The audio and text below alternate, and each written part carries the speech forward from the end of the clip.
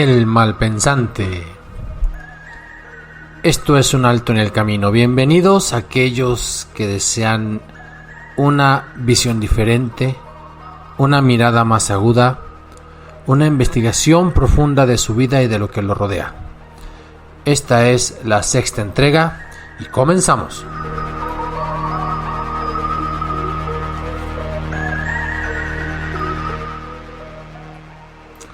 La primera pregunta que les hago es ¿cómo están?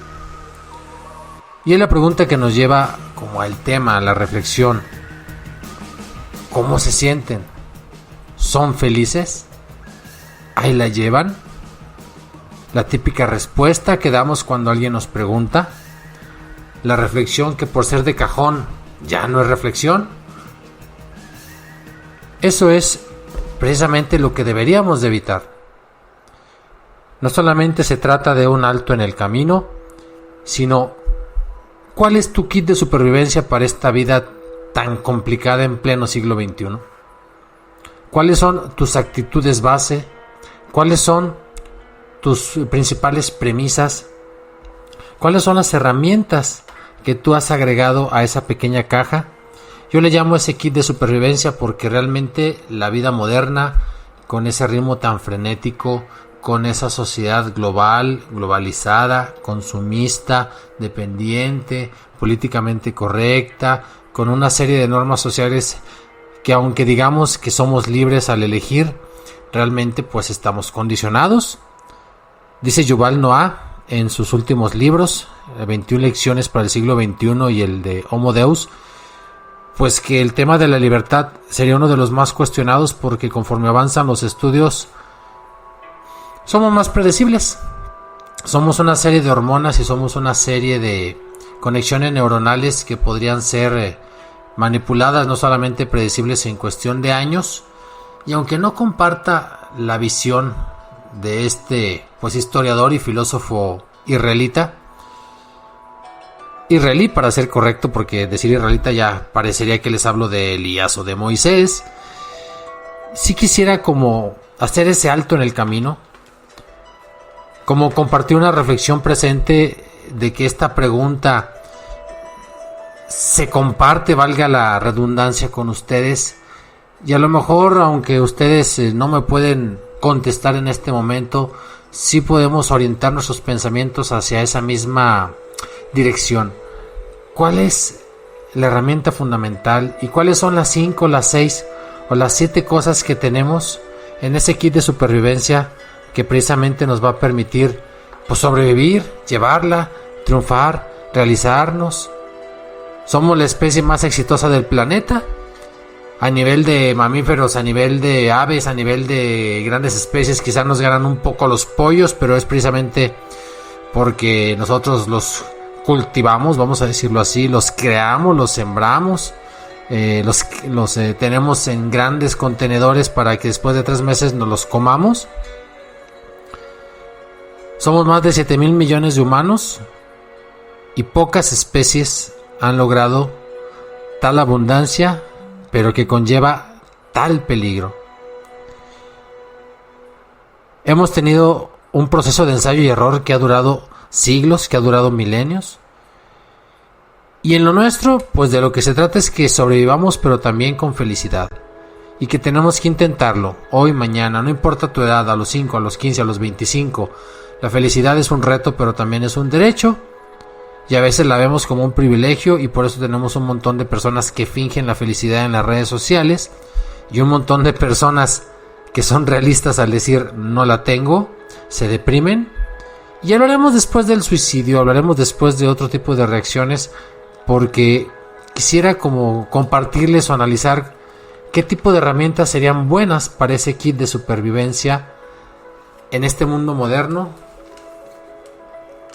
Y pues veamos primero las consecuencias de lo que ahora armamos, de lo que ahora tenemos.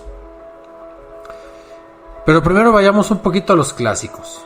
Y tenemos grandes ejemplos de anticonsumo. Estamos en una sociedad que privilegia el consumo y entonces queremos que siga el crecimiento económico de los países, pero eso implica que compremos incluso que desechemos para seguir comprando, y entonces la cadena de la felicidad se basa en que todo el mundo va a tener dinero como si fuera un medio privilegiado, cuando antes ni existía el dinero y el hombre sobrevivía y atendía sus necesidades. Peor aún, sabemos que hay personas que, porque no se han dado cuenta de su valor o ni siquiera se lo han preguntado, pues se disfrazan con el valor de cosas externas. Creo que por ahí, leyendo a Obama en algunos días recientes, voy a parafrasear lo que él mencionaba, y él decía que cuando tú te dabas cuenta de tu propio valor, no tenías la necesidad de andar portando, vistiendo, cargando, manejando cosas de alto valor para que la gente te mire. Simplemente vas a actuar como lo que eres y te van a justipreciar. Pero bueno, muchos son amigos del farol y quizás eso sea consecuencia de una inseguridad o de que no tienen herramientas en ese kit de supervivencia. Y ahora sí, empezaría por citar al famoso Epícteto. Hay una frase encantadora. Él decía: ¿puede obligarte a alguien a desear lo que no quieres o a no pensar lo que se te antoje? Te pueden amarrar las manos, te pueden vestir de alguna manera, te pueden obligar a estar callado en una ceremonia religiosa, pero tú eres dueño de tu pensamiento y tú eres dueño de tus deseos, aunque en las acciones te obliguen a lo contrario. Y ese es el primer pensamiento que debemos de privilegiar. Somos dueños de nuestra conciencia. Quizás para muchos, incluyéndome yo, la felicidad es la tranquilidad de conciencia. Claro, es una definición muy simple, pero filosofía es encontrarle sentido a la vida. Y tener esa tranquilidad de conciencia a muchos les da como una base firme, como ese zócalo para después poder plantar ahí una estatua. Entonces, ¿cómo andas en la autarquía? En esa posibilidad de gobernarte a ti mismo. Epícteto, pues, nos decía: eres dueño de lo que piensas, eres dueño de lo que deseas. Si decides desear menos, quizás eso soluciona tu problema porque sufrimos, y aquí ya sería como un enlace con el budismo y con otras filosofías. Fíjense que es muy interesante ver que muchos de los más famosos filósofos antiguos pues eran totalmente unos anticonsumistas. Incluso los más citados, por ejemplo, pues, por el rumbo de los hedonistas, no eran pues así como tan víctimas del placer.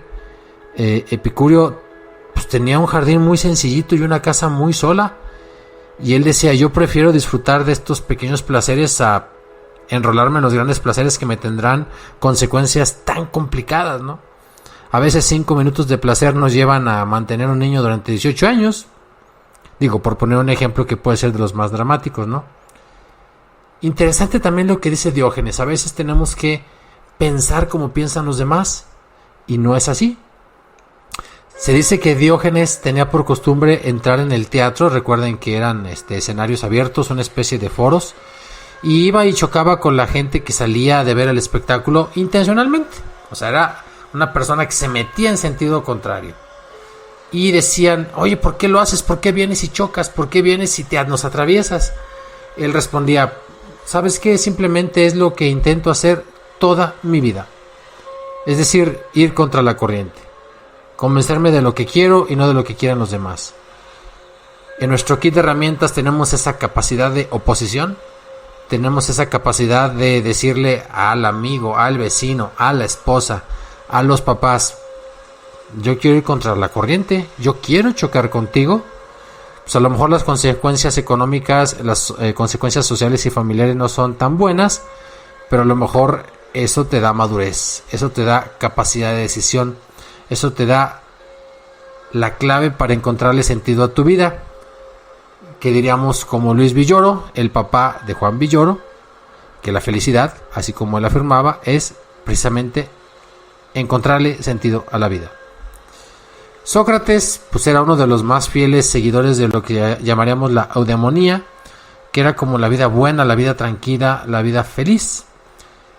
Y uno de sus discípulos, aquí sí ya narro, Aristipo, asistió a un banquete Y pues la verdad es que ahí medio entre empujones, entre la comida y masticando, pues hay como que el que lo invitó quería como gozar con sus choros y le dijo de mala manera: ven, André, órale, habla de filosofía, filosofa.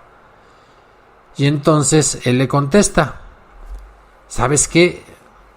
Es una situación tan ridícula que tú, siendo el que estás aprendiendo filosofía de mí, sea el que me digas cuándo debo de hablar. O sea que la persona que sabe, la persona que enseña, pues es la que tiene que decidir cuándo hablar o no. Por ahí tenemos algún político que dice que es dueño de sus silencios. Diríamos que también somos dueños de cuando tenemos que hablar o no. Total que pues, el dueño de la casa se enojó, lo envió hasta la orilla de la mesa. Y entonces Aristipo se la contesta de una manera muy ingeniosa: ah, ya entendí lo que quieres hacer. Quieres darle más realce a ese último puesto de la mesa, pues que ahora estando yo vale más, ¿no? En fin, todos esos señores nos ayudan como a esa autodeterminación, a ese autovalor. Dentro de nuestro kit de sobrevivencia tendría que estar esa capacidad de oposición. Y voy a brincar de los filósofos antiguos a una cosa más, literal para el trabajo, más práctica, más traducible. Y es una persona que precisamente no es un santo de mi devoción.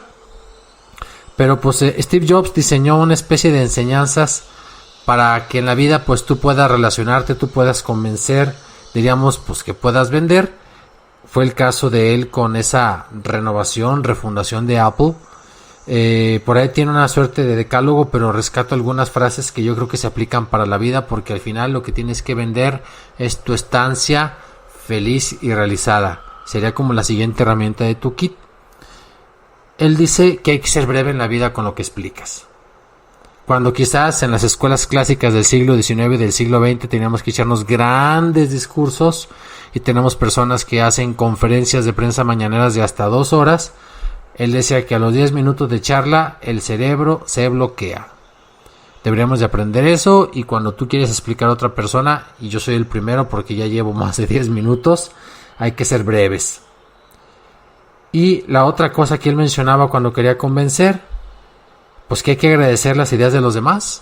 No hay que robarse las ideas, hay que ser agradecido, porque si no, esas ideas se van a bloquear para ti también. Esta es genial.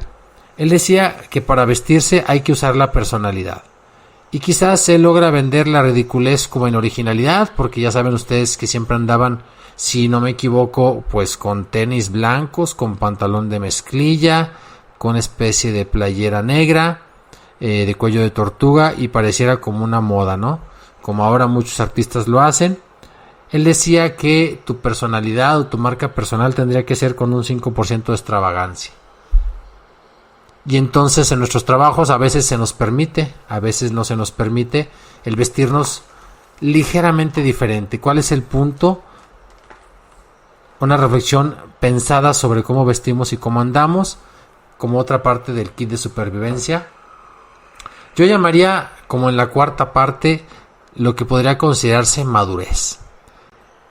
Y quizás para muchos la madurez se convierte, sobre todo para los papás, como en portarse de acuerdo a la edad o de acuerdo a lo que los demás esperan de ti. Yo tengo una definición un tanto diferente de madurez, y yo creo que madurez es así como comportarse de acuerdo a la situación y al contexto. El mundo nos enseña que hay una edad, por ejemplo, para tener relaciones sexuales, y la hemos tipificado en los 18 años. Las religiones nos enseñan que también hay una edad para casarse. Incluso se ha prohibido en los códigos, y se ha argumentado con algunos estudios psicológicos sobre la materia gris y la materia blanca, el acercamiento al riesgo en los adolescentes. Pero ¿por qué tendríamos que pensar en una edad? Si hace 100 años el promedio de vida era 40 años y ahora tenemos hasta 87 años de vida en países como Japón, para las mujeres 83 para los hombres, si no recuerdo los últimos datos, pues pareciera lógico que incluso por mera evolución humana los jóvenes están madurando más tarde. Yo no sé si eso justifique el proceso de los ninis, pero quizás